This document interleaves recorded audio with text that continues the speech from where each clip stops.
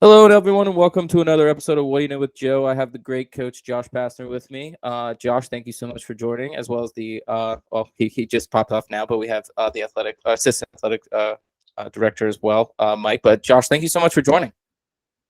Thank you, Joe. Thanks for having me. Really appreciate being able to talk some basketball with you and life and anything else in between. So appreciate the invite to come on with you.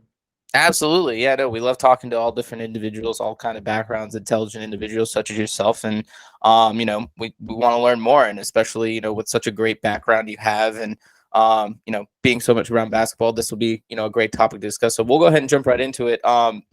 You grew up in Texas, born in West Virginia, right? But grew up in Texas. Your dad was a coach.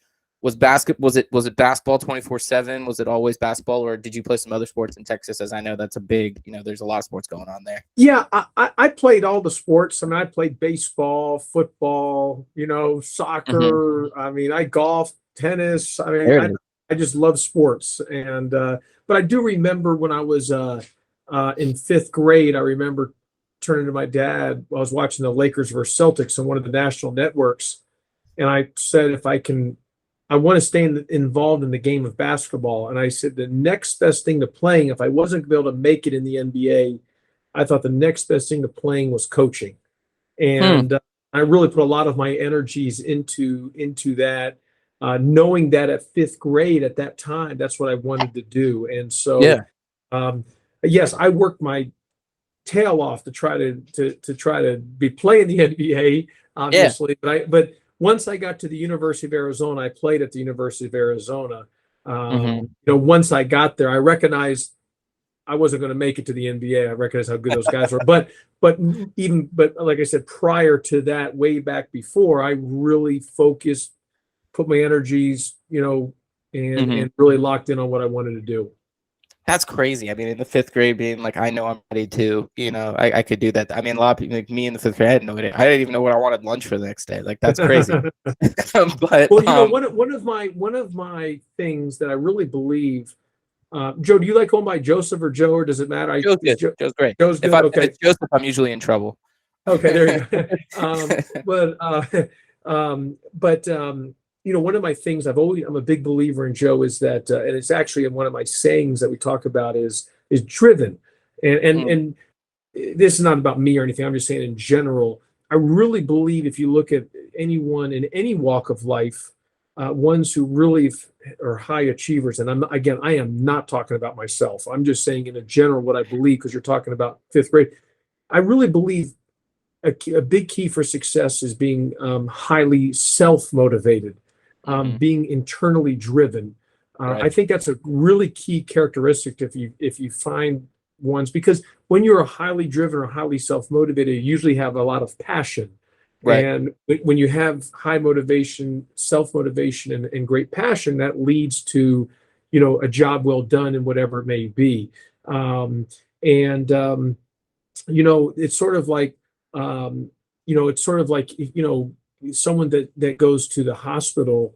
God forbid they ever had to use the defibrillator, and Hmm. and thank God that they've created that, and doctors and scientists have invented that, because it saves so many lives. But you can't Right. use it over for like 6 straight hours. It doesn't work. I mean, you got a couple shocks in there to try to get the heart going. I would, in a far less way, and not the same thing of life and death, but just in a way of things of motivation, I would include it the same with motivation. There's only so many motivational tactics you can use for the person to get the job done. At some point, that individual's got to be motivated and Right. driven enough to say, I don't need, the pep talks all the time. I'm going to just go out and get it done, and be motivated to do it. Right. I couldn't agree more. It's definitely having that, within yourself being like, okay, I'm gonna, continue to try with it. There's no one telling me to do it. There's no one, like you said, I don't have anyone else really helping me do this. I'm just doing it because I know I want to do it, or I know I want to be good at this, or this is something I'm passionate about. We briefly, mentioned it in the first question I asked. But your dad was a basketball guy, right? Your family was a basketball family, right? And your sister, was a really good basketball player in the greater Texas area. What was that like? What was the what was growing up in that kind of family like? It also, were there ever times of one-on-one where your sister kind of gave you a run for your money? My sister was a great player. She was the Gatorade Player of the Year in the state of Texas, and Okay. she was outstanding. We grew up in Kingwood, Texas, in that Kingwood-Humble area, which was just north of Intercontinental Airport. Now it's renamed the George W. Bush Airport, but or the George Bush Airport. Hmm. But she was a great player. She was really Yeah. small, but she was really good, and she could flat out shoot the ball. And she was the Gatorade Player of the Year in the state of Texas. She ended up going to play for Marcia Sharp at Texas Tech for a couple of years. Then she transferred to University of Houston and finished her career at with Joe Curl at the Oh. University of Houston. But she was a really good player. My dad Hmm. was just around the game a lot. In fact, he was the ball boy, and at the time, back in the day, for the Philadelphia 76ers with Wilt Chamberlain and That's that cool. crew. And he was actually good friends with Wilt Chamberlain. And the ball boy, it wasn't like a ball boy that you're thinking of, a ball boy just once. It Right. was that time when they called a ball boy, was like the manager of the team. And so Okay. he was around the Sixers. He had incredible stories about Wilt Chamberlain. That's awesome. It was really cool. But so he just was around the game. And then with Yeah. me, we started because he wanted to stay more involved and help what I wanted to do. We started the program, the Houston Hoops, which Okay. is an AAU basketball program that just, Yep. is still going strong and has had tremendous success. And I was able to coach both the boys and the girls, which allowed me some great experience along the way, which has helped me to where I am today. I was about to say, I'm sure that coaching both probably gives you probably a little bit more perspective than most. You not only are not each individual players the same. I feel like coaching a boys team versus coaches a girls team, there are similarities, but there are also some things that you can take and bring to each side and grow more as a person. So basketball was big in the family. As you mentioned early on, you went to Arizona. Were you getting a lot of looks in high school for Arizona, or at other schools, or was it mainly that was the one school and you were going to try and go there and make it your all and try to just be the best you could be in Arizona? Coming out of high school, I wrote a letter, or actually, going in my senior year, should I say, at some point in my senior year, I wrote a letter to every single Division I, Division II, Division III. At the time, there was two divisions in NAIA, NAIA Division I and NAIA Division II, over 1,000 personal handwritten letters. I sent one to every school in America because I was a good high school player, but knew what I wanted to do with coaching. And so in my letter, I was reaching out to everybody saying, hey, I want to coach one day. I'll be a positive influence. I want to learn, et cetera, et Mhm. cetera, et cetera. And I got some form letters back here and there, and I got a nice letter here and there. But the one school that really moved forward with it was Coach Lute Olson, and the University of Arizona. And he probably read the letter and was like, hey man, this guy can come in and work our players out, watch film with our guys, and it won't count against the time limit in the NCAA rules. And so actually it was just a real blessing by Coach Olson to give me that opportunity. My freshman year, we ended up winning the national championship. We won the national championship in 1997. We're the only team, and I still say this, it's the greatest NCAA tournament run in March Madness that has ever been done. It doesn't get talked about enough. We just had Yeah. our 25-year reunion of that 97 run. But to beat three number one seeds, we're the only team to have ever beat three number one seeds. And the three number one seeds were the three winningest programs in the history of college basketball. And that is, we beat Kansas in the Sweet 16, North Carolina in the Final Four, and Kentucky in the championship. And I still say they should do a 30 for 30 on that I was because just about to say that. I was it's the just about greatest to say, run. where's the I 30 really for believe that. So I would right away. I'm at the University of Arizona, my freshman year, win the national championship. And the longer you're involved in the game, I've been in it a long time, even though I'm relatively young in a sense. That you recognize to do what we did, you're in rarefied air. You're in the 0.00000 and another 1% to have been part of a team that's won a Yeah, national championship. Pretty darn cool. that is really cool, and I agree. I think there needs to be a letter written, handwritten, and email to ESPN asking about because obviously, like you said, any school to beat the winning, not only winning programs, but to beat three number ones, and at those times, I mean, those schools had great players too. So it's definitely something that should be talked about more. We'll get to that for sure. We'll write them a letter. But was you had mentioned it when you were 5, and you always had that aspiration. And I definitely want to jump back to a little bit as sometimes the coaching job you maybe had as a kid. But were there any thoughts of going to the NBA? Like, did you think you could make that jump? I know you've always wanted to coach, but was there at least the potential for you to go, hey, I could make it, or was it just like, now the talent's just a little bit higher, I think I should go right into coaching now? Oh, I tried like crazy. I wanted to play in the Awesome. NBA. I mean, it was obviously a dream, and I worked, like I was saying earlier in our discussion. I worked my tail off as hard as I could. I didn't go to dances. I wouldn't do anything. My theory was, if during those Friday and Saturday nights while people were at the dance or they went to their homecoming, dance, I would be in Hmm. the gym working on my game, thinking when I met them on the court, I would prevail.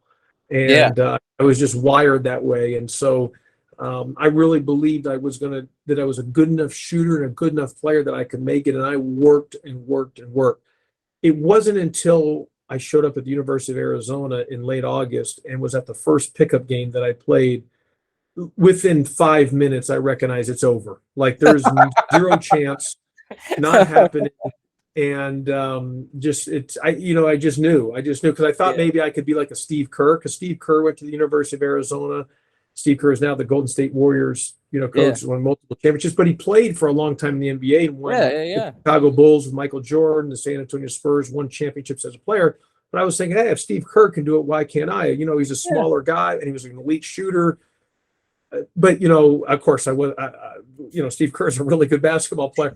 But I recognized the second but I was thinking that I can be like Steve, I can be as good as Steve Kerr. But the second I went there, and within 5 minutes, maybe not even, in the couple trips up and down, it was over. I knew that this is it, and I need to, I'm going to be a coach, and Yeah. and my playing days would end at the time at University of Arizona. That's funny. That's actually kind of funny, and it's I not to the same degree, but like similarly, when I was playing, like I always played football growing up, and like I played freshman football, and I was like, okay, like I may continue on with this, and I looked at the guys in front of me, and like the guy in front of me played at William and Mary, College of William and Mary. That was on some practice teams for, I think, the Chargers and some other teams, but I'll never forget seeing them go like in pitch drills and 1-on-1, and I had the kind of same thought. I was like, yeah, I'm not getting past that guy, and he's got a significant height difference. It's just not going to be in the cards for me. So very funny you mentioned that. But is it true when you were spinning into going to full coaching now? When you were a kid, were you coming up with like scouting reports? Were you publishing things like that? Were you almost like doing the job you in a microcosm way, doing the job you were doing now as a kid? Yeah, when I was like 13 years old, and we had the Houston Hoops, while when we were playing and the game was over, everyone would kind of go to the mall and hang out and Right. just, I want to stay in the gym all day and watch all the guys. And so, and scout the teams and the players. And so, I actually I created the Josh Pastner scouting service at age 13 and sent that to tons of schools around the country. I had That's awesome. multiple schools that wanted to order the service, and they ended up calling my dad, and he had told me, hey, look, he's only 13. This was just free. He wanted to do this out of love of the game. And so, I started the Josh Pastner scouting service. This was a while ago. I was looking back at some of my reports on that service, Uh-huh. and some of the names that I had, the write-ups that I had, and I had some good accuracy on those. It was Yeah. gone on and been good pros and good college guys. So it was interesting to be able to do that. Yeah, it gives you kind of that sure. And at Like that just time, and at yeah. that time when I was doing it, you got to remember there was obviously no cell phone or no social media. There wasn't the cell phone picture thing or Yeah. video, and it was really just back then it was just by a lot of it was newsletters. You get Yeah. it once a month. I remember everyone would be looking forward to the newsletter. There wasn't the internet at that time. The internet was around, but it was just or what, I don't even know if it was around. It may not even been around when because you're dealing in the in the 90s. So I don't even think, yeah, maybe it wasn't around. In fact, I was just seeing something where Bill Gates was talking to David Letterman. I think this was in the late 90s. So maybe it wasn't, it was talking about the internet. I just saw this the other day. It was amazing. And they were making fun of Bill Gates about the internet. Like, what's so big about you? Just that's radio. You know what I mean? Like who cares about who, and now fast forward Right. 30, 25 years later, can even have your life without internet. You know what I mean? So Right. No, yeah. first People question get you into that, ask but for, then do you like, have Wi-Fi when you enter right, somewhere? right. Do you have Wi-Fi? It's a good point. First thing I was like, all you need is like, and it's funny to what you're saying now. In back of my head, I'm like, I mean, everyone's got Wi-Fi now, right? There's no like maybe some people don't, and I mean, like I know we're blessed to live in an area in the country too that does, and some places aren't fortunate, but within the continental United States, yeah, in the back, it was a pretty much sure thing. I was like, yeah, he's probably got internet, and if he's at Yeah, Georgia Tech, he's got it. yeah, But no, it's funny, like you said, it's crazy how even 30 years ago, something like that wasn't the case. You couldn't even yep, think on that. But so that's really cool, and it's also kind of cool that you get that justification. You're like, hey, I was doing this at a young age. I could a young entrepreneur here. You had yeah, something going. exactly. But your first coaching job, while you were an assistant with Coach Lute Olson, you took over. You had, like you said in the beginning of the podcast, you were able to a game for the boys and girls, and there were some impressive people on that list. Not to mention, I mean, sure there was like in the scouting report you had, but what was it? What was that? Let's dive into that a little bit more in that aspect of what were some maybe the things you learned there that maybe you brought with you to Arizona State or Arizona, and where you are now. Yeah, no, well, look, I mean, anytime you can become a head coach, I don't care at what level. I don't care if Mm-hmm. it's little league or middle school, high school, whatever. There's a big difference between being an assistant and a head coach. It's 6 inches, because you're moving over from the Mm-hmm. assistant chair to the head Yeah. coach chair, and you make a big difference between suggestions to all of a sudden making decisions, and everything falls on your plate, and you're the person that's responsible for that. Right. And so, I just think I learned a lot. And when I became the head coach at University of Memphis, so I was at the University of Arizona for a long time as a player, staff member, Mm-hmm. assistant. But when I went to the University of Memphis and was there with John Calipari, and he took the job at Kentucky, and his Mm-hmm. last years at Memphis, it was the winningest 4 years in the history of the NCAA. And I was part of the staff, but here I am at 31 following him Yeah. in a monster job, a pressure cooker in a sense.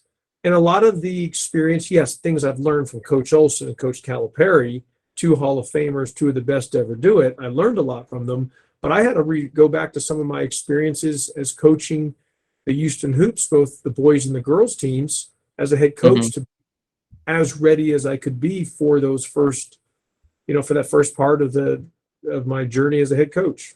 Yeah. I bet. And it makes me wonder. Like I think probably Calipari and those guys probably would say something similar in that they could in those organizations there's different factors and there's different So, things going on, Joe, but they go back to Joe, it. Joe, there's no real manual Right. that prepares you to be a head coach. It's sort of like being a father or a husband. I mean, there's no manual that says, okay, you've got to do this. There might be a manual on how to fix something and how to do this, and there's a lot of books of maybe self-help books of things that can give you Yeah. some confidence, but there's nothing like an actual experience. And I don't care if that's being a father, a husband, or being a coach, or being something where you're in charge of something. It's Mm-hmm. not, it's you've got to go through it, and along the way there could be ups and downs, some mistakes you make, and you learn and you grow, and that's part of the deal. For sure. And I think I as a young husband and growing in my family and doing things like that, I'm definitely learning that sometimes I wish there was a manual. Sometimes you're like, man, I wish I had some sort of guidance there. But jumping into your first coaching stint in the in the NCAA with Coach Olson at Arizona, tell us a little about that time, maybe one or two players that you that stuck out to you or you remember like situations with, and what was your time there? What were some of the things you picked up with Coach Olson? Yeah, Coach Olson was outstanding, just one of the greatest to ever do it. I mean, he single-handedly built the city of Tucson, Arizona, the University of Arizona. I mean, what he did there in Tucson, by how he built the basketball program is, it's just he's just incredible. He's awesome. and he was an incredible human being. And you know, he learned a lot of his basketball from John Wooden. So it was Mm, an absolute you know, clinic every day he stepped on the floor to conduct practice. And mm, he was just, you know, he's a tremendous talent, evaluator, player developer, and just, you know, there was a time there in 17 years, he had a 17-year span where they were his program was the winningest program in the NCAA for 17 straight years, for over a 17-year period. That includes North Carolina, Kentucky, Duke. They had just, you know, he was a winner. And yeah. God rest his soul. Unfortunately, passed away a little over a year ago. But he's just a, you know, the things that he did within the community and was way beyond basketball. But he was a special human being. I definitely think having that community impact is huge. With I feel Well, like it's could be a big part. when you're coaching at a school, you're involved at a, you know, there's a community. I mean, in some Yeah, communities bigger, but you know, coaches have an opportunity. You know, coaches or teachers or educators are, you know, have an opportunity to make a really positive impact with young people, but also the people within the community. Look, everyone wants you to win every game and win championships, yeah, uh, and that's all part of it. That's what makes sports great. I always say sports is the best reality TV show because you know you know there's a scoreboard for a reason, yeah, but you also have a chance to really impact a lot of people along the way in a real positive difference. yeah. Absolutely, absolutely. And so pivoting a little bit, going down, your next stint. You mentioned him early on. You had the chance to be under Coach Calipari at Memphis, and like you said, I mean, for everyone, everyone knows, not only knows Coach Calipari, but knows about their time, knows about Derrick Rose, people like that at Memphis. What was it like being under that team? Being able to recruit there, being part of the recruitment team, and then, what was maybe, what were some of the things either you learned from Coach Calipari, or what was it a little bit different about that job than your Arizona job? No, I mean, Coach Calipari is one of the greatest to ever do it. I mean, you look at his winning. I mean, he's won everywhere he's been. Hmm. He's same thing. He's an incredible basketball coach. You know, it's not easy when you have the type of talent that he gets. Yeah, I mean, look, you want to have great players, but he's able to form them together, to mesh them together, to compete, to play hard. His teams are always great offensive and defensive rebounding teams. They always are really good defensive teams, and that's a credit to Coach Yeah. Calipari. You know, so I learned a lot. Now, as maybe as different Coach Olson and Coach Calipari were, they had a lot of similarities to get to the end game of where they were trying to get to. Hmm. And you know, one of them was keeping things simple. Yeah. You know, it wasn't overly complicated. There was a lot of Yeah. simplicity. There's nothing wrong with being simple. Yeah, simple is powerful, Hmm. and I think it was a lesson that I've learned from both gentlemen. And so and then you know, obviously to follow Coach Calipari. I mean, when you're there with whether it's Coach Olson at the University of Arizona or Coach Calipari at Memphis, you're not recruiting. You're recruiting to them. I mean, they're the Yeah. rock stars, and so you know, I was fortunate able to recruit to two rock stars, which you know made my job that much easier. I was gonna say, yeah, like I can't imagine, especially, I mean, sure, out west as well, but and I'm sure you experienced that a little bit now, but and we won't get into that too much, but it's definitely, I can't imagine, especially around that area and in Tennessee, but near Kentucky and all that area, it's not easy to recruit. So having those rock stars definitely help. You mentioned it, you had to follow in his footsteps, and those are big shoes to fill. What were some of the things that either you wanted to change or maybe that you were, wanted to bring your own little spice to it? I mean, like you said, I'm sure they set the tone that it was, you learned to keep it simple, but was there anything that you wanted to bring in, like individually to you, that maybe, you finally, because you're in the head coaching role, you're like, I kind of can, do this now. You know, Joe, thinking of it, you know, obviously when you're taking over Coach Calipari, I mean, you want to, you know, he built so much great momentum, and you wanted to kind of ride that wave in a sense. But Hmm. I couldn't be Coach Calipari, and I couldn't be Coach Olson. I still had to be Sure. myself. I had to be comfortable in my own. Right. Olson, you know, those guys, you know, they're in the Hall of Fame. I was starting out at 31, and so I still had a long way to go. But I was under a pressure cooker job, and I had to go. And I had go on the fly and be prepared. And I was ready. I was prepared as you could be. And we had great success there. And I loved Yeah. my time at this. And it was intense. I mean, we won a lot of games, and Hmm. we had won over 70% of the games. But when you're being compared to Coach Calipari's last 4 years of winning about 93, 94, 95% of your games, you're like, what's wrong with you, coach? Yeah, And right, so right. aren't you winning 93, 94? So that's just part of it, but it was awesome. And then when the job opened up here, I thought, man, that's what a great opportunity to try to, I've had a lot of success there, to try to sneak over here with Georgia Tech and be here Yeah. in the ACC in Atlanta. And so, it's going on my 14th year as a head coach. I've loved every second of it. I don't take it for granted, Hmm. Joe. These jobs are so hard to come by. For real. Literally just, you people would give a right arm to be in this chair. And so I For don't real. take it for one bit at 1 second. Now these jobs are hard because you're dependent on 18 to 23-year-olds to make a shot for you. But it's a wonderful profession. Yeah, I remember what it was like being a college freshman. It's your freedom. You get to do what you want. It's kind of, yeah, I know what you mean. But speaking about your time at Memphis, real quick before, and we'll jump right into Georgia Tech. You guys, you had a really good recruiting class in 2010. You guys made it to the NCAA tournament a lot of time. Were there, maybe they've moved on now either to the NBA or they're doing other great things. Were there any players that you remember? Again, I'm sure you love all your players, but were there a handful that maybe that stuck out to you, or any players that you saw grow a lot or mature very, very well?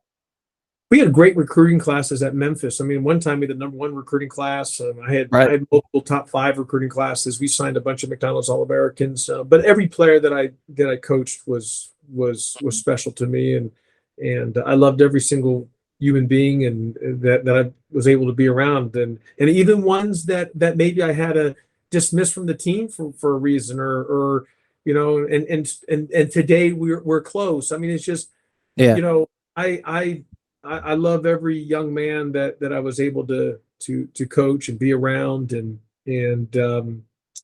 that's part of what's great about college. You can really see young people develop and Hmm. mature and go through it, and there's many great stories of individuals that just did so many great things, and I loved, like I said, I loved my time there. I loved my time, and when you're a coach, you love all your guys. Look, some are different, Yeah. and some are, everyone has different backgrounds and different Mhm. personalities, and that's what's great about coaching, is you try to bring it all together and form a team, and you really form a bond, and go from there. I'm learning and I've talked to other I talked to the coach at NC State. He used to be the head coach at ECU, my alma mater. I'm learning that a lot of coaches will find that they love all their players, and I think that's what makes them such great head coaches. You wouldn't want necessarily someone who is picking favorites or not giving Love everyone. is a great word. Love is a powerful Right. word, great word, Hmm. and you have a real care, Hmm. uh, for your guys. I mean, you really do, and that's what makes the team concept aspect of sports, very, very special, and that's why it makes that the locker room, even just Yeah. words can't always describe it. Hmm. So you had mentioned it, and now you're here. You made that jump to Georgia Tech. When did you maybe know you were going to make that jump? Were you being recruited by Georgia Tech? If you can even answer that, was it one of those things there was an opening and you kind of put your hat in? What was that transition like? Yeah, no, when Georgia Tech job opened in 2016, they had obviously there's an athletic director, there's, people on the search committee, and they maybe hire um, a search group or search team, an individual that does searches. And they had reached out to me to see if, kind of what my engaged my interest. And Yeah. I said I'd be highly interested, and then Cool. it kind of went from there. Of course, you have meetings and you meet people and in the hotels and things like that. But my meeting was right around the Final Four on that Saturday in Houston in the hotel. I met multiple people, and Cool. and then next week the following Thursday. So that was a Saturday. The following Thursday, I got offered the job, and the Friday, so basically 6 days later, 7 days later, I was doing the press conference at Georgia Tech I was the new head basketball coach at Georgia Tech. Things move fast and quick. I bet. I bet they do. I bet they do. And maybe as much as you can. I mean, you've already had some great success at Georgia Tech. What are some of the differences maybe you're noticing from your time at Memphis now at Georgia Tech? Well, look, I think I'm a better coach today than I was at Memphis, and that should be a natural progression because you live and you learn and you develop as you go. And I hope, God willingly, I'm 44, and I hope I can coach. I'm a head coach at 75, Yeah. and when I say I can say that I'm better then than I am today. You know what I mean? Yeah. In that maturation process. But look, I love it here at Georgia Tech. I love the people, but I love my time, and I love the people at Memphis. And so Yeah. I've been very fortunate that I've been at 3 high-level programs. I've been at the University of Arizona as a player, staff member, and assistant coach. I've been at Memphis as an assistant coach and a head coach. I've been at Georgia Tech as a head coach. I've been at a very, very high level. And then if you include the Houston Hoops, Yeah. which are one of the top AAU programs in the country, in my 4 dealings of basketball, I've been around a lot of high-level players, high-level programs, high-level conferences, Hmm. pressure cooker situations, and I've loved every single second of it, as I mentioned earlier, and I haven't taken 1 second of it for granted. I think you had mentioned it before. And again, because I think if you ask the people of Memphis and Arizona, they would say we love Coach Pastner. He was one of the greatest. And to what you were saying about filling the shoes from Calipari, I'm sure people are telling Penny Hardaway, "Hey, you've got to fill Coach Pastner's shoes, and you've got to do that." So it's you definitely left your footprint there, and I think people in that community would know that. So now moving on to Georgia Tech, and we're having an upcoming season. Are you excited about the upcoming team, or are you guys looking to make a good run here this season? I'm sure you guys are very excited to get back to it. Yeah, Joe, we're season starts right around the corner here. We're excited. I'm pumped up, and what's great about being in college is you kind of have the routine that that once football starts, that's the kind of signals the start of preseason for your Yeah. basketball program and or for the basketball season. Hmm. But I'm really excited. I love this team. I love our group. We don't have a lot of margin for error this Hmm. year. I think we're going to be really, really good in some certain aspects and areas that we need to be really good in. Yeah. We got to really be excellent at taking care of the basketball. We can't have any terrible turnovers, and Sure. we've got to limit teams to 1 shot. We can't be giving teams second and third opportunities. So those things that we can control and control the controllables. Hmm. This is a monster league. It's the Yeah. ACC, best basketball league in all of college basketball. So Hmm. we're in a monster league. So there's the competition is as strict as could be, Yeah. and we'll need to be good at what we can be good at. Yeah, absolutely. And I think to what you were saying too, I think a lot of people would agree with you. The ACC is arguably the best conference in college basketball, let alone the conference within the ACC you guys are in is very competitive as well. So I know you guys have your work cut out for you this year. And we wish you the best of luck. We'll definitely, be watching for sure. Now kind of moving, I mean, since the beginning of our conversation till now, I know you've been in love with the game of basketball, and it's just been all around, something that you've fallen in love with since, you were 5 or even in the 5th grade. Away from the court, maybe what are some of the things that interest you, and what are some things maybe you do if you need to get away from the game? What are some things that spark your interest? As you mentioned, you've maybe played other sports growing up, such as maybe you like golfing or anything like that. Maybe it's not even any other sport. Are there any things when you're away from the court that you really love doing?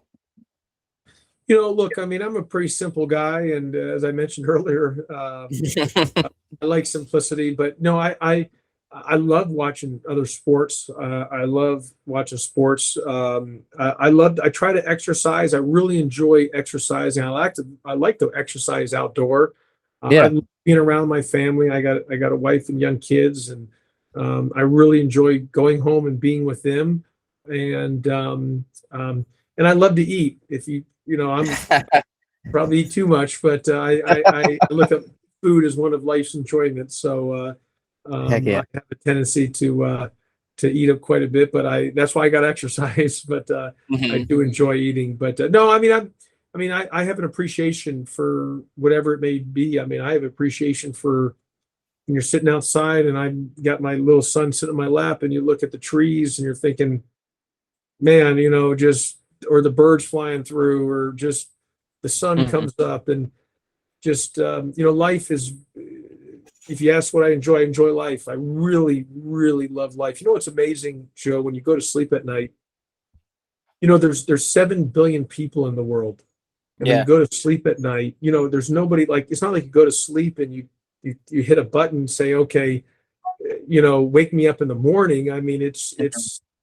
your heart, all the things are working while you're sleeping. And when you really think about it all and you wake Yeah. up and you another day, it's just, man, it's a real blessing. And I really, really love life. I hope I Yeah. can live till 120, 150 if I can. I don't know. I mean, if I can get to That'd be 100, awesome. I guess be really happy. But if 110, 120, 130, I'll go to 170 if I can get there. And I don't know if maybe in 20 years, Joe, they'll have some science. They'll come up Who with, knows? hey, you eat these things and take this, and you can live another 100 years. Who knows? You know what I mean? Right. Only time will tell on that.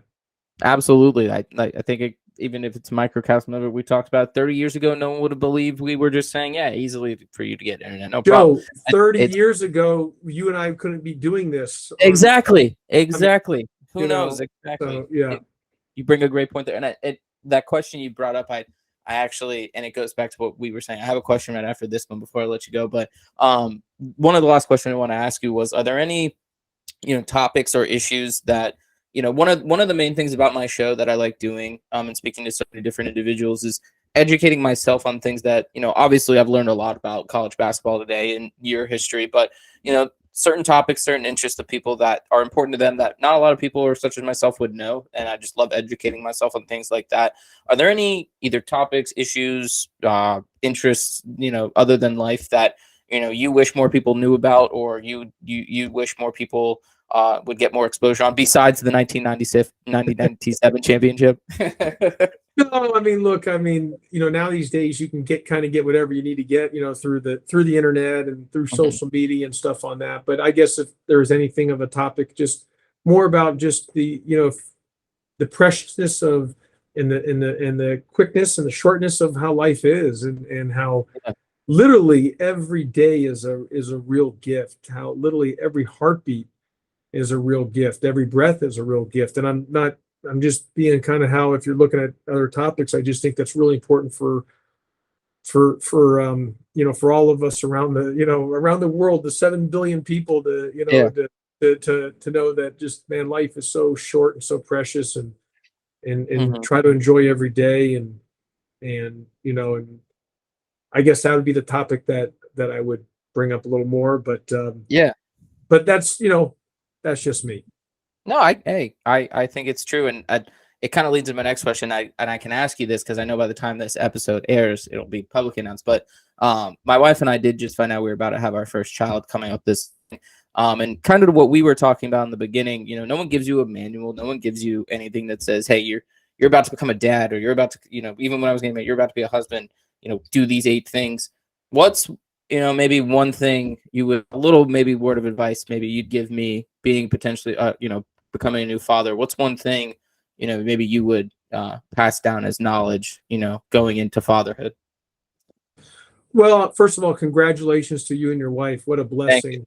That's just Yeah, an no, it absolute is. awesome. And just when you watch, the ultras, again, just because of, thank God for science and doctors, the Yeah. ultrasounds, to see the baby grow, and everything is just, it's amazing, Hmm. just it's incredible. But I always tell my daughters, because when they did the ultrasounds, they would always, you could hear that, they put on, you can hear the heartbeat. I always Yeah, told yeah, I still tell my daughters this today. I got a little son, but I tell my daughters, he's too young to understand, but my daughters are like, I always tell my, sweetheart, I remember when I first heard your first heartbeat, or at least that I was able to hear, you know what I mean? yeah, Yeah, no, I don't know. I mean, there's, I mean, like you said it, there's really no manual to be a father. But I will say time goes by quick Okay. and you don't get a redo with your kids. So you want to take advantage of every single day with them. And Uh-huh. um and uh and my advice more is probably for your wife than you, because on the initial part when the baby's born, and a lot of the the sleepless nights and a lot of the crying and all that, a great reminder is that the days are long, but the years Hmm. go by quick. So I like it that. might seem like, will I ever get out of this phase? Will I ever be able to get 8 hours of sleep again? But eventually that will go through. And like I said, the days are long, but the years go by quick. That's awesome, and thank you so much for sharing that with me. I'm very excited, and again, I love learning more about anything I can educate myself on, especially with experienced parents such as yourself. It's always good to educate myself, and I thank you for sharing that. I do want to be respectful of your time. That's all I had. I can't thank you enough, Coach Pastner, for joining me. We wish you the best of luck in this upcoming season. At a time ago, I was a Georgia Tech fan, so to speak. We were good friends with Coach Paul Hewitt, and the coaching staff there with Coach Harris.